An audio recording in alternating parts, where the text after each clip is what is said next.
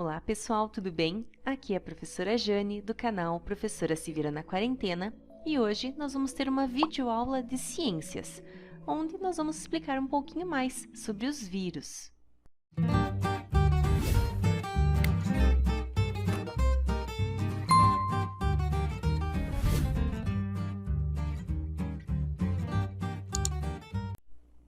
Os vírus são seres microscópicos e possuem uma característica que faz com que muitos cientistas, pesquisadores, não o considerem como um ser vivo.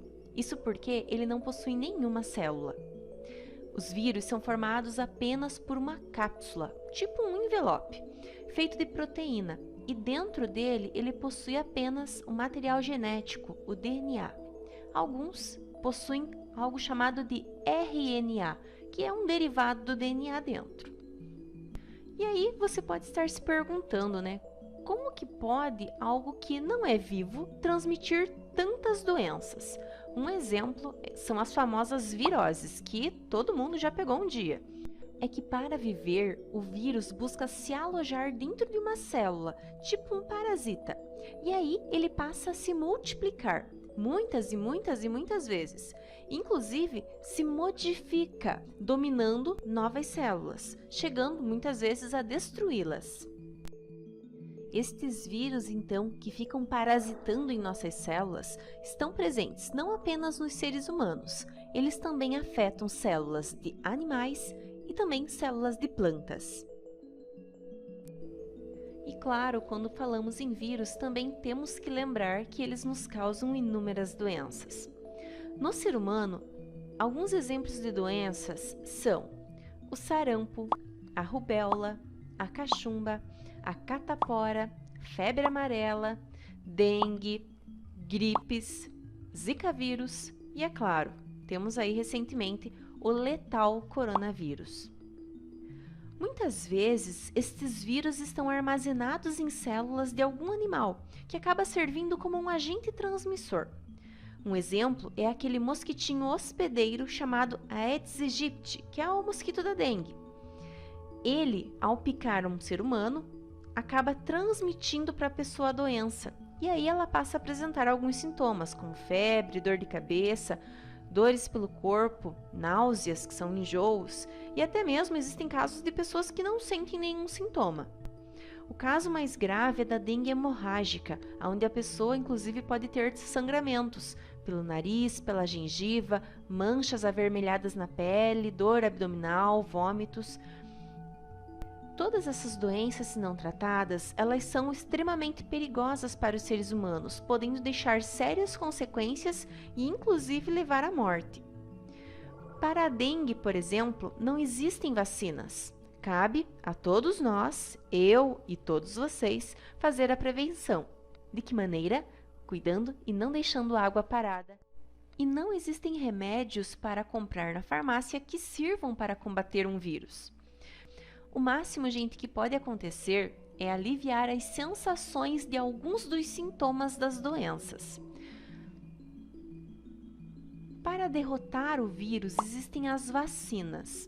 E esse nome é interessante porque tem a ver com a vaca, pois um cientista, em 1796, observou que estes animais tiveram uma forma branda de varíola, que causavam pequenas feridas. Ele pegou uma pequena quantidade da secreção destas feridas e passou em uma criança que começava a apresentar sintomas.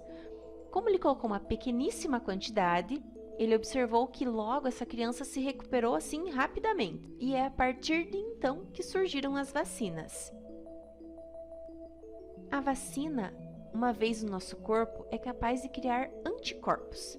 Então, imaginem, por exemplo, um exército microscópico ajudando o nosso corpo a combater todo tipo de vírus e a evitar consequências mais graves.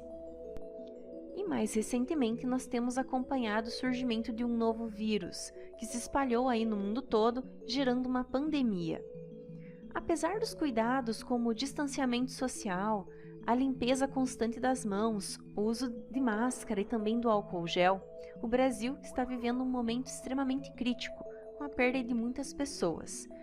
E para você que está pensando que vírus só traz coisa ruim, vamos mudar um pouquinho de opinião. Afinal, na ciência, até mesmo o vírus, que a gente sabe que causa doenças, também pode nos surpreender. Veja o caso destas flores chamadas de tulipas.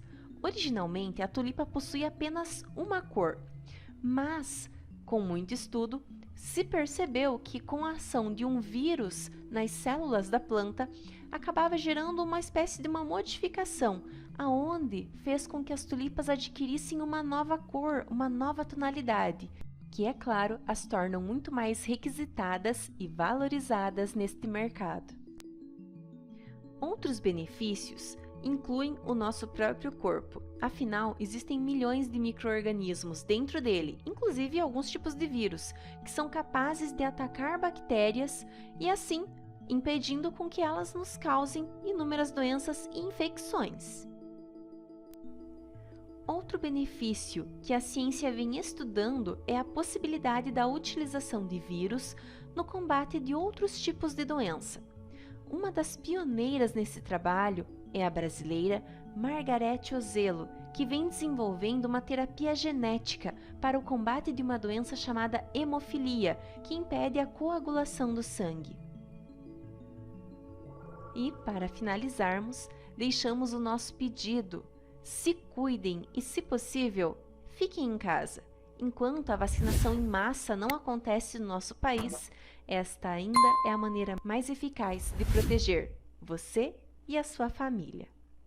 É isso, pessoal. Meu muito obrigada e até a nossa próxima aula. Tchau, tchau, pessoal!